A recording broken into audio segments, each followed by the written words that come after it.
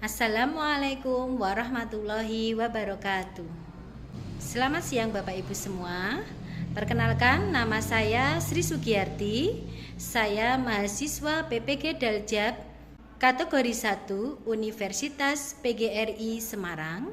Di sini saya akan mempresentasikan LK 3.1 yaitu menyusun best practice menggunakan metode STAR. Berikut ini adalah hasil best practice yang telah saya kerjakan. Baik, Bapak Ibu, silahkan bisa disimak Bapak Ibu. Di sini adalah menyusun cerita best practice menggunakan metode STAR. Apa itu metode STAR? Yaitu S adalah situasi, tantangan, aksi, refleksi, dan dampak. Nah, terkait pengalaman mengatasi permasalahan siswa dalam pembelajaran. Di sini Bapak Ibu, lokasi dilakukannya adalah di SD Negeri Banyu Biru 2. Lingkup pendidikannya adalah sekolah dasar. Tujuan yang ingin dicapai yaitu meningkatkan motivasi dan hasil belajar siswa melalui model pembelajaran based learning. Penulis di sini adalah Sri Sugiyarti SPD. Tanggal dilaksanakan adalah 22 September tahun 2022. Nah, di sini adalah situasi S. Kita mulai dari metode yang pertama yaitu S, situasi, yaitu kondisi yang menjadi latar belakang masalah. Nah, mengapa praktik ini penting untuk dibagikan? Apa yang menjadi peran dan tanggung jawab kita dalam praktek ini? Nah, mari kita akan uraikan satu persatu yang melatar belakangi masalah yang terjadi, yaitu praktik kegiatan ini dilakukan akibat keadaan pandemi corona yang terjadi sehingga mengakibatkan proses belajar mengajar yang mengalami perubahan sistem belajar dari daring menuju ke PTM terbatas. Sehingga ditemukan adanya beberapa identifikasi permasalahan yang muncul di sekolah kami.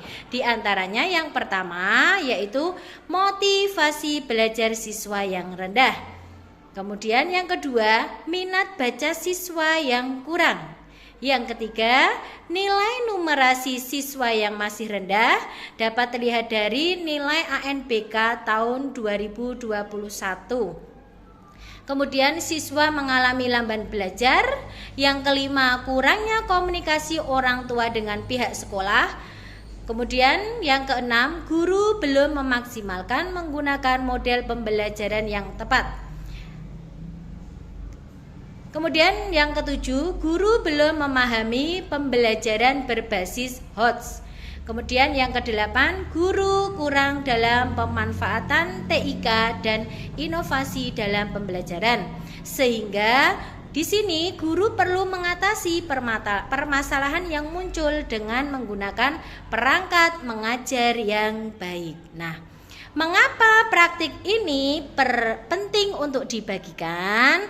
Karena praktik ini perlu dibagikan sebagai upaya perbaikan dalam proses pembelajaran di kelas, sebagai bahan refleksi dan introspeksi guru dalam mengajar yang selama ini sudah dilakukan, dan untuk menambah wawasan dan pengetahuan guru dalam pola mengajar. Karena dengan menerapkan dan menggunakan model pembelajaran problem based learning dengan memasukkan unsur teknologi TPACK dapat memberi pelajaran dan pengalaman bermakna bagi guru serta peserta didik. Di sini peran dan tanggung jawab sebagai seorang guru. Yang pertama, peran guru adalah menjadi sumber belajar bagi siswa. Yang kedua, guru menjadi fasilitator. Yang ketiga, guru menjadi pembimbing yang baik bagi siswa. Yang keempat, guru sebagai motivator siswa. Yang kelima, guru sebagai inovator dalam pembelajaran.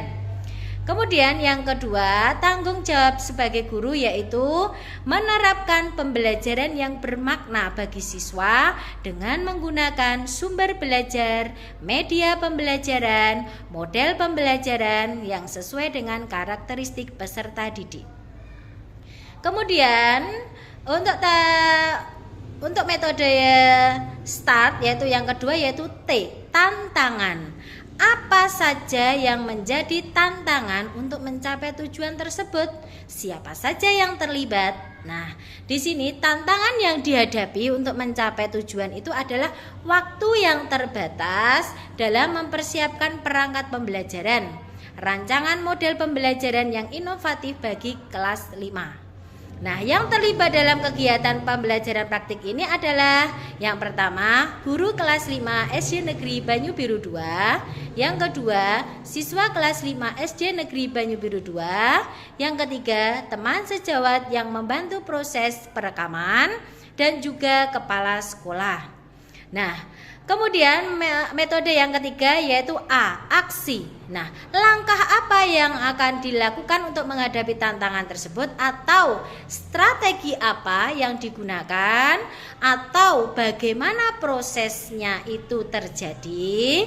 Nah, yang pertama yaitu sharing dengan kepala sekolah, dengan teman sejawat tentang tantangan yang dihadapi oleh guru tersebut agar mendapatkan saran dan masukan serta dari teman mahasiswa dan juga dari dosen pembimbing dan guru pamong saat kegiatan refleksi kegiatan. Kemudian membuat manajemen waktu yang lebih baik. Yang terlibat dalam kegiatan aksi ini adalah guru kelas 5, siswa kelas 5, teman sejawat, teman PPG, dosen pembimbing, dan guru pamong, dan juga kepala sekolah. Sumber daya yang diperlukan dalam melaksanakan strategi tersebut adalah kuota dan device yang mendukung aksi. Nah, di sini kemudian metode yang R adalah refleksi, hasil dan dampak. Nah, di sini ada beberapa pertanyaan, yaitu yang pertama, bagaimana dampak dari aksi langkah-langkah yang telah dilakukan? Apakah hasilnya itu efektif ataukah tidak efektif? Mengapa bisa terjadi seperti itu? Jadi harus diberikan alasannya. Bagaimana respon orang lain terkait dengan strategi yang dilakukan? Apa yang menjadi faktor keberhasilan atau ketidakberhasilan dari strategi yang dilakukan? Dan apa pembelajaran dari keseluruhan proses tersebut? Mari kita uraikan satu persatu ya Bapak Ibu. Nah, di sini dampak aksi dari langkah-langkah yang telah dilakukan adalah dapat meningkatkan motivasi dan hasil belajar siswa melalui model pembelajaran inovatif yang dilaksanakan menggunakan model problem based learning atau PBL. Nah, langkah-langkah yang dilakukan adalah dimulai dari tahap orientasi pada siswa. Jadi di sini model PBL ini mempunyai 5 sintak pembelajaran yang diawali dengan orientasi siswa pada masalah. Yang kedua, mengorganisasikan siswa baik individu atau kelompok. Yang ketiga, membimbing penyelidikan siswa.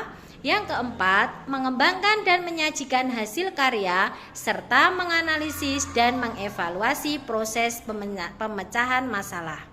Apakah hasilnya efektif?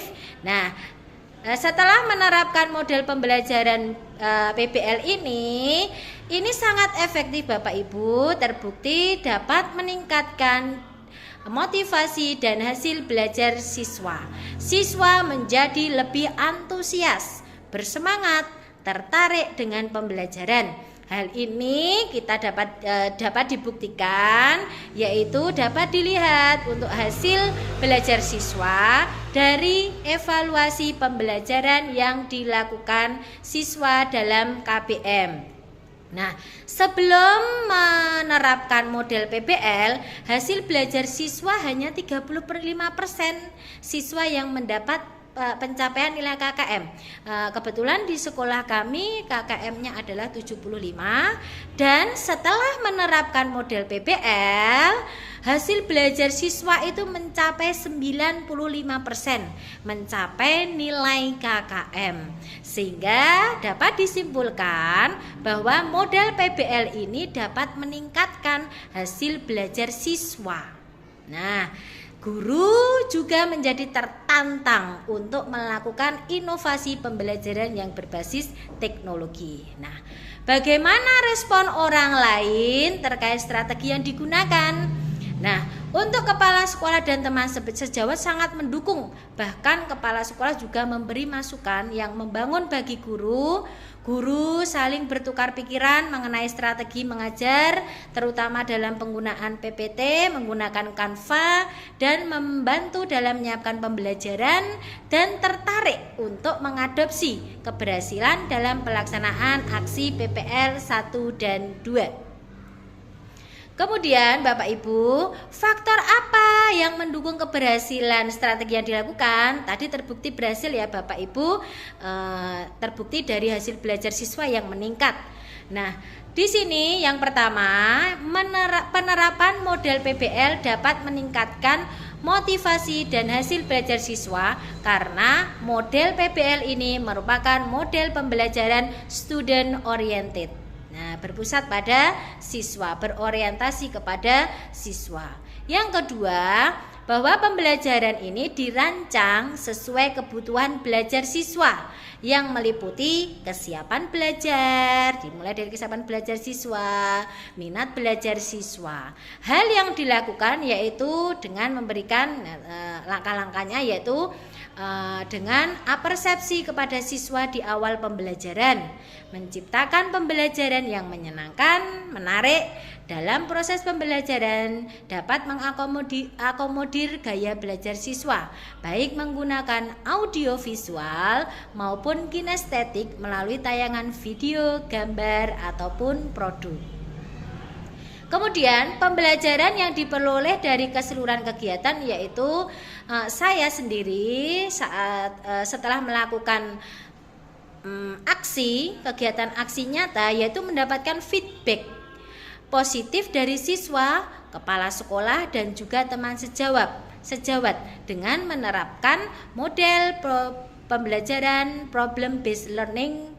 Selain itu, saya juga semakin memahami bahwa seorang guru merupakan pembelajar sepanjang hayat, yaitu dengan terus mengembangkan diri untuk kemajuan proses belajar mengajar, baik dari segi model, metode, media, evaluasi penilaian, sistem penilaian, agar nantinya dapat meningkatkan kualitas pendidikan di Indonesia.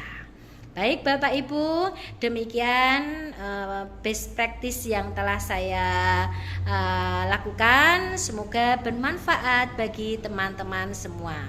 Saya akhiri, wassalamualaikum warahmatullahi wabarakatuh.